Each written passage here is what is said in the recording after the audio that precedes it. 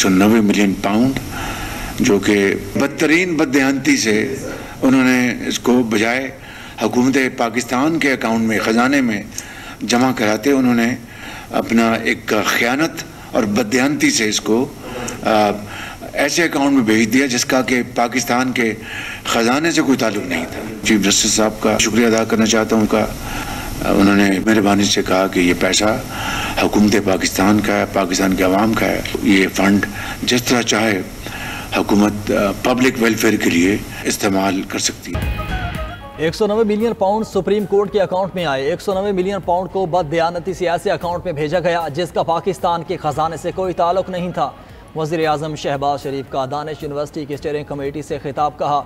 Chief justice की जानिब से कहा गया कि ये पैसा हुकूमत पाकिस्तान और आवाम का है। हुकूमत जिस तरह चाहे अवामी बहबूद के लिए ये पैसा इस्तेमाल कर सकती है।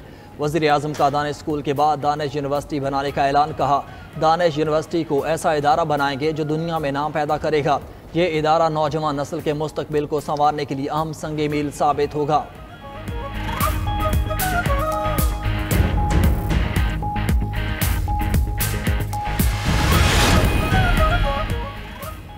हुकूमत ने IMF को बिजली सस्ती करने पर राजी कर लिया। बिजली का बुनियादी टैरिफ 1.5 से 2 रुपये तक कम होगा। फैसले पर अगले माह से अमल दरामद होने का इम्कान। ज़राए के मुताबिक IMF का डेस्कोस की निजकारी में ताख़ीर पर तशवीश का इजहार। बिजली टैरिफ में कमी से पहले तकसीम कार कंपनीज की निजकारी का जामिया प्लान मांग लिया। वफ़द ने वाज़ह किया कि डेस्कोस की कारकर्दगी बेहतर किए बगैर पावर सेक्टर में बेहतरी मुमकिन नहीं। IMF ने वजारत तवानाई का नेपरा एक्ट में तरमीम का प्लान भी मुस्तरद कर दिया। हुकूमत की जानिब से निजकारी प्लान में तेज़ी लाने की यकीन दहानी। पहले मरहले में 3 डेस्कोस की निजकारी की जाएगी। उधर हुकूमत ने ज़रई इनकम टैक्स से मुताल्लिक कानून साजी की रिपोर्ट IMF को पेश कर दी। ज़रई आमदन पर टैक्स की शरह कॉरपोरेट सेक्टर के मुसावी कर दी। सालाना 6 लाख से ऊपर ज़रई आमदन पर टैक्स का निफाज होगा। फिक्स टैक्स के अलावा मुख्तलिफ स्लैब में 15 से 30% तक टैक्स लागू किया गया है।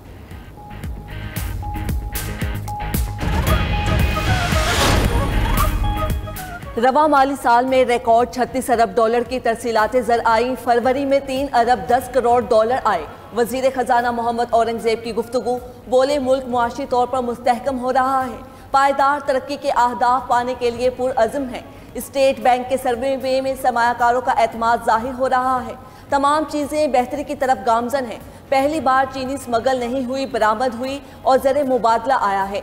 वज़ीर इत्तलात अता तारड़ बोले, तमाम पाकिस्तानी हुकूमत की कारकर्दगी से मुतमईन हैं। वज़ीर आज़म अवाम और मईशत की बेहतरी के लिए दिन रात कोशां हैं।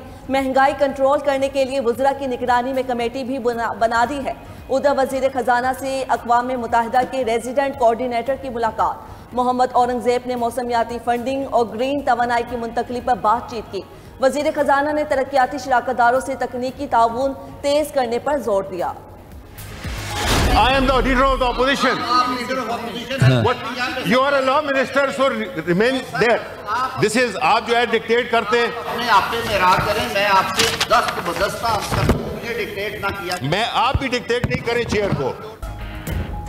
सेनेट में हुकूमत और अपोजिशन के एक दूसरे पर निशाने। वज़ीर कानून आज़म नज़ीर तारड़ और opposition leader senator Shibli Faraz की लफ्ज़ी झड़प। शिबली फराज की रेजोल्यूशन पेश करने की कोशिश। आज़म नज़ीर तारड़ ने तरीक़ाकार न अपनाने का एतराज़ उठाया। कायम मकाम चेयरमैन इरफान सिद्दीकी दोनों अराकीन को चुप कराते रहे। ऐवान में खैबर पख्तूनख्वा के सेनेट इलेक्शन का जिक्र। वज़ीर कानून ने ताख़ीर का जिम्मेदार स्पीकर KP असम्बली और वज़ीर आला KP को करार दे दिया। कहा, KP असम्बली में आधे लोग मौजूद हैं, आधे नहीं। मामला अदालत में है।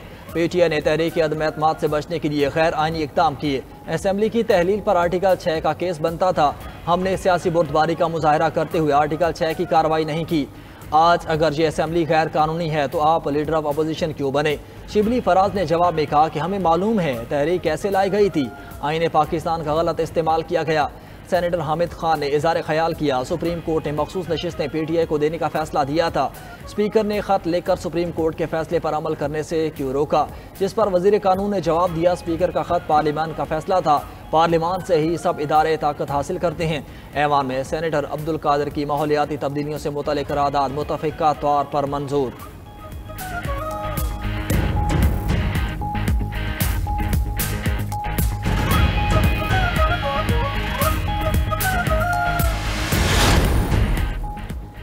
जब से नहरों की बात चली है, पीपल्स पार्टी सिंध की आवाज़ बनी है। वज़ीर आज़म के सामने भी पानी का इशू रखा है। पीपल्स पार्टी की खामोशी का बयानिया सफ़ेद झूठ है। चेयरमैन पीपल्स पार्टी बिलावल भुट्टो की पार्लियामेंट हाउस में मीडिया से गुफ्तगू, बोले नहरों से मुतालिक सिंध में बहुत तहफ़्फ़ुज़ात हैं, इस सिलसिले में मुतफ़िका फ़ैसले लेने चाहिए। उम्मीद है हुकूमत मामले को संजीदगी से हल करेगी और इत्तेहादी हुकूमत चलती रहेगी। बिलावल की केपी हुकूमत पर तनकीद, कहा केपी में दहशतगर्दी फैल रही है लेकिन वज़ीर आला को परवाह नहीं। विफाक केपी में दहशतगर्दी का मामला खुद देखे।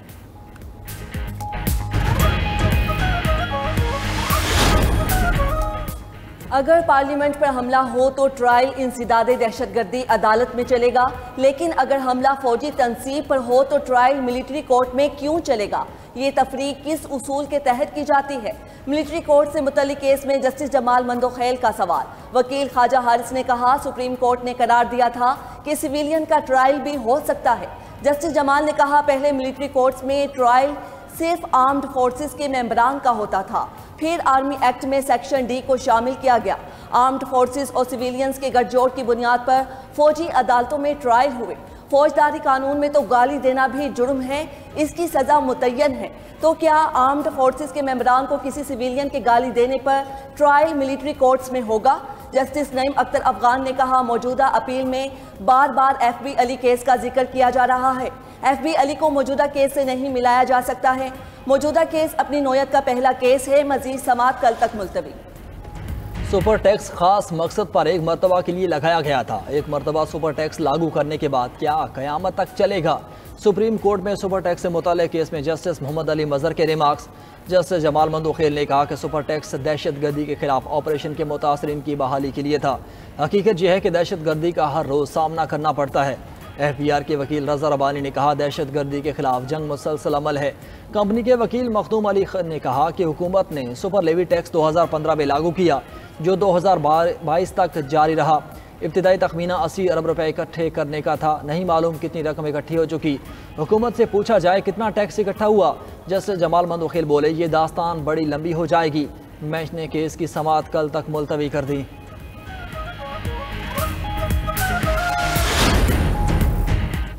सोशल मीडिया पर मनफी प्रोपेगेंडा करने की तहकीकात PTI के रहनुमा सलमान अकरम राजा, रऊफ हसन, कंवल शोज़िब JIT के सामने पेश। असद कैसर और शाह फरमान भी JIT के सामने पेश हुए। IG इस्लामाबाद की सरबराही में कायम JIT ने 25 रहनुमाओं को तलब कर रखा है।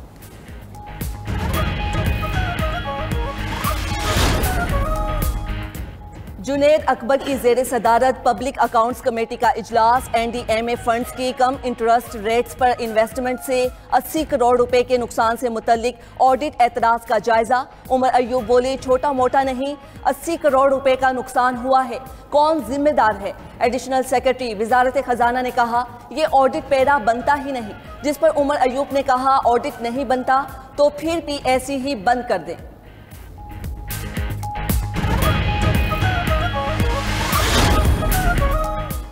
कौमी असम्बली का ताज़ियती इजलास। मरहूम रुकने कौमी असम्बली नवाब यूसुफ तालपुर को खराज तहसीन पेश। बिलावल भुट्टो जरदारी ने इज़हार ख्याल किया नवाब यूसुफ तालपुर एक अवामी सियासतदान थे।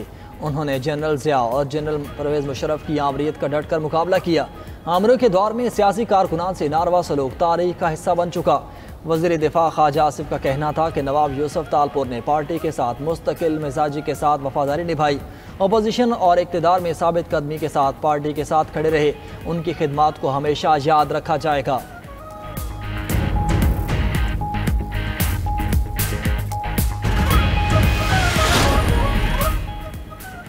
पाकिस्तान ने सलामती कौंसिल को कलअदम TTP के खतरात से आगाह कर दिया। अक़वाम मुत्तहिदा में पाकिस्तान के मुस्तकिल मंदूब मुनीर अकरम का सलामती कौंसिल से खिताब। कहा अफगानिस्तान में मौजूद 20 से ज़ायद दहशतगर्द तंजीमें खित्ते और दुनिया के लिए ख़तरा हैं।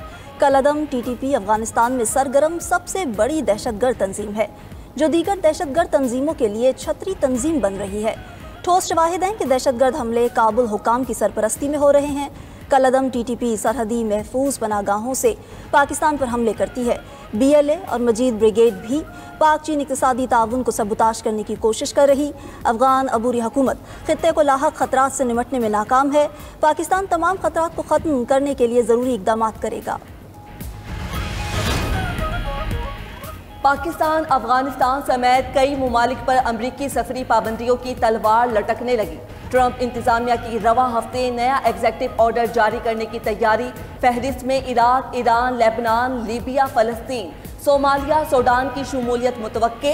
खबर एजेंसी के मुताबिक नई सफरी पाबंदियों की पॉलिसी के तहत इन मुमालिक को 2 ग्रुप्स में तकसीम किया जाएगा। ऑरेंज ग्रुप में शामिल मुमालिक के शहरी महदूद तादाद में अमरीका का सफर कर सकेंगे। येलो ग्रुप में शामिल मुमालिक की हुकूमतों को निज़ाम बेहतर बनाने के लिए 2 माह का वक्त दिया जाएगा।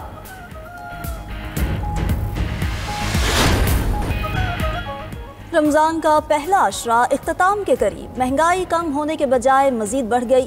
कराची में सस्ते और मयारी फल की तलाश बड़ा इम्तिहान।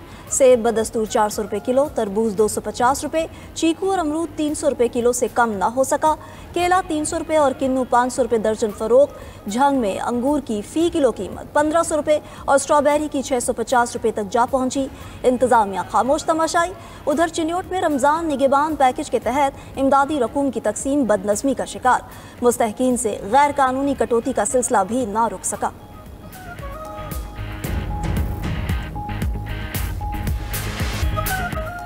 और यौम पाकिस्तान, इत्तेहाद, कुर्बानी और अज़्म की अलामत। शहरी 23 मार्च मनाने के लिए पुरजोश। कहा 23 मार्च महज तारीख नहीं बल्कि रोशन मुस्तकबिल की राह दिखाने वाला निशान है। ये दिन हमें सिखाता है कि यकजहती, कुर्बानी और अज़्म से हर मकसद हासिल किया जा सकता है।